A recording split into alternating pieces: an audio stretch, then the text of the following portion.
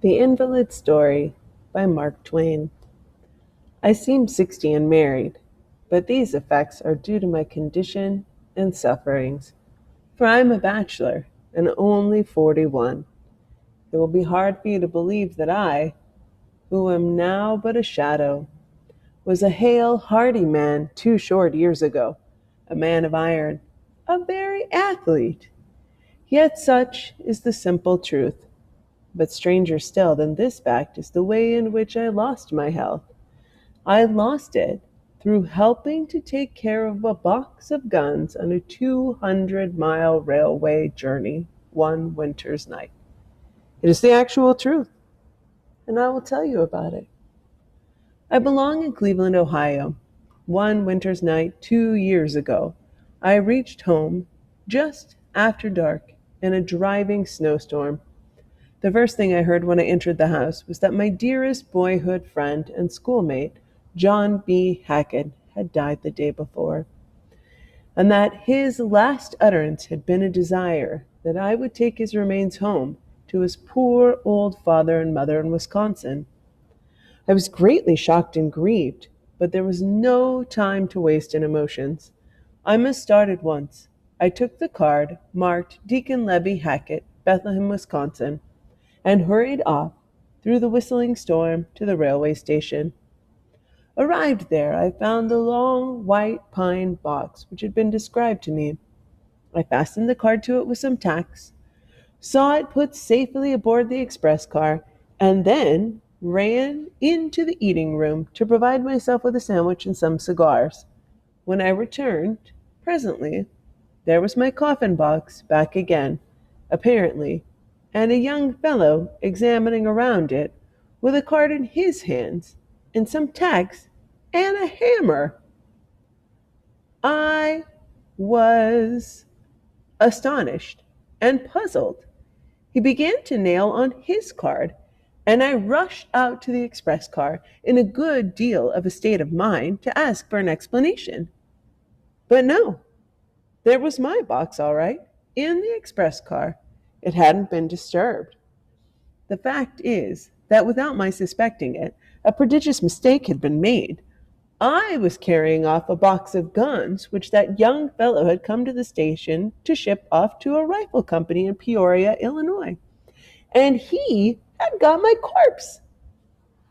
Just then, the conductor sung out, "All aboard!" And I jumped into the express car and got a comfortable seat on a bale of buckets.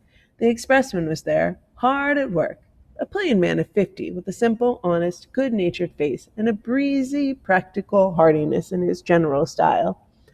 As the train moved off, a stranger skipped into the car and set a package of peculiarly mature and capable Limburger cheese on one end of my coffin box. I mean, my box of guns, that is to say. I know now that it was Limburger cheese, but at the time I had never heard of this article in my life, and of course was wholly ignorant of its character. Well, we sped through the wild night. The bitter storm raged on.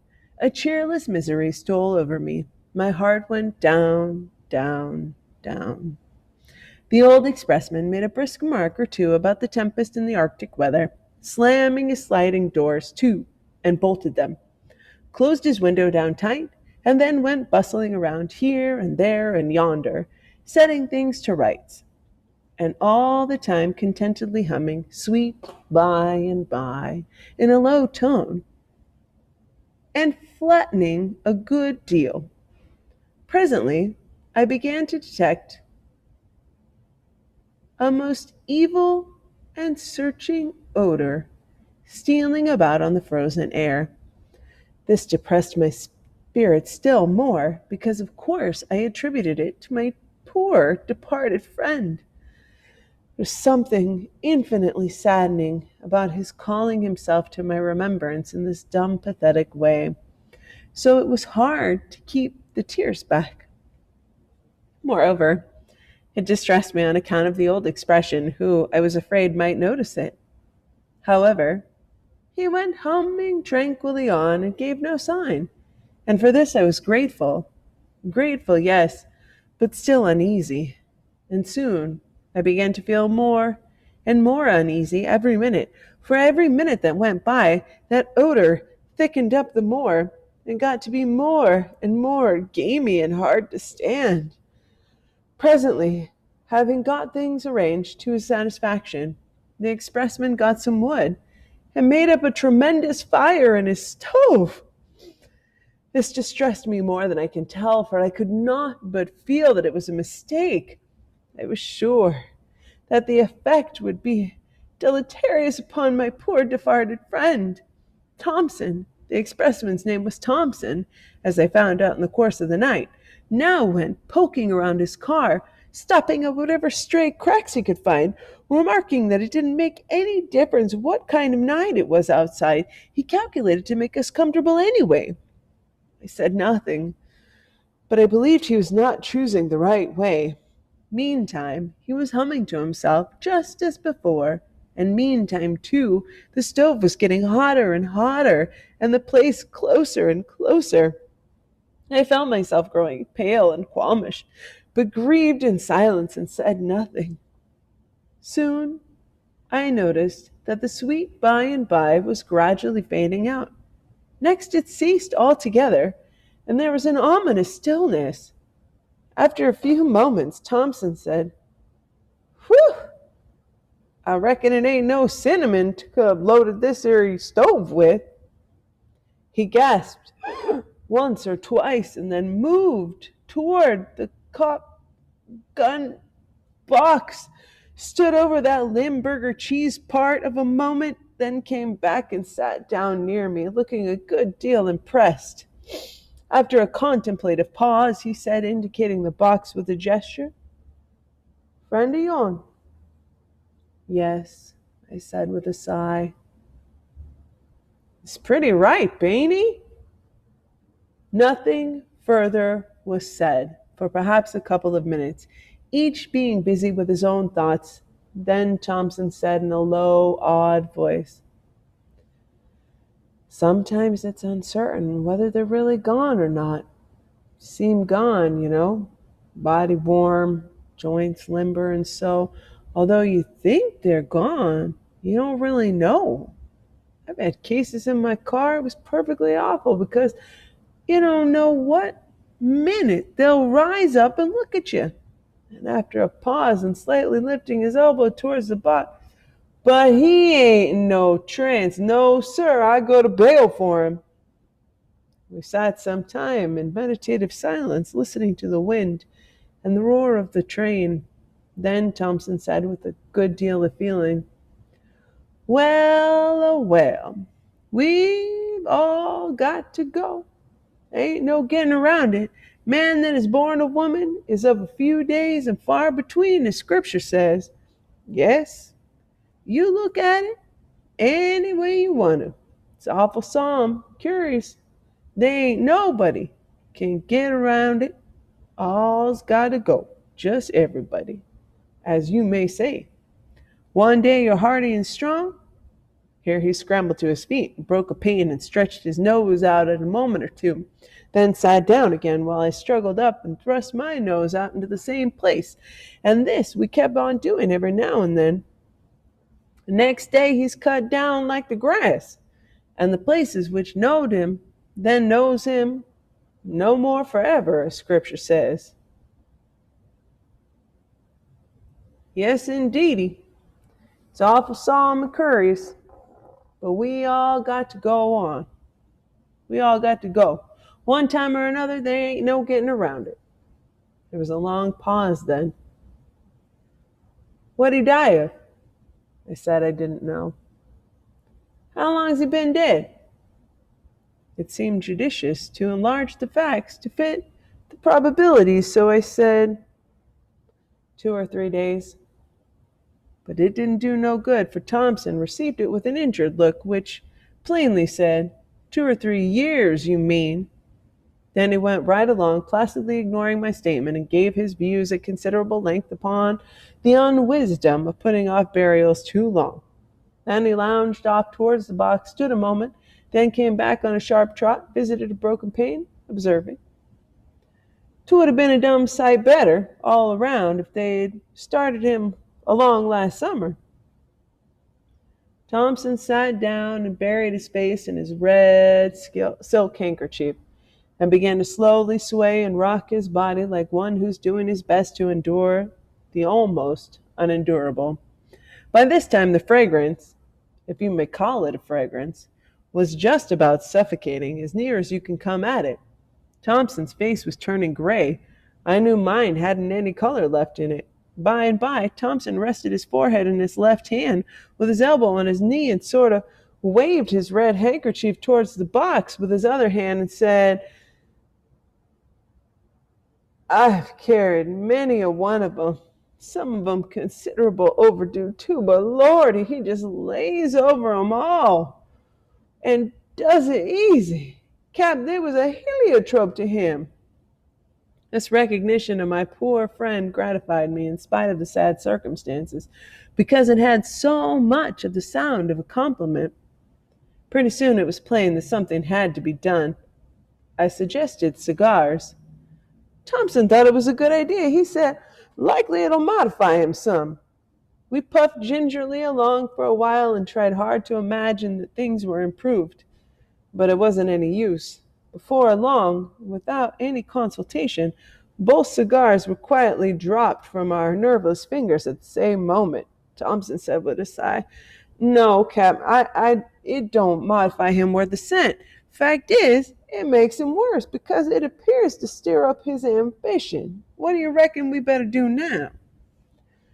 I was not able to suggest anything. Indeed, I had to be swallowing and swallowing all the time, and I did not like to trust myself to speak.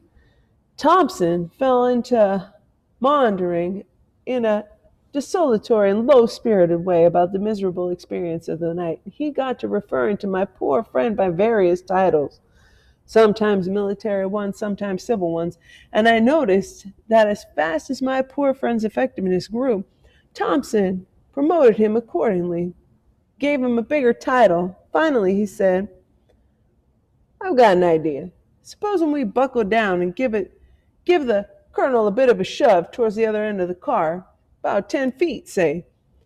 He wouldn't have so much influence then, don't you reckon?" I said it was a good scheme.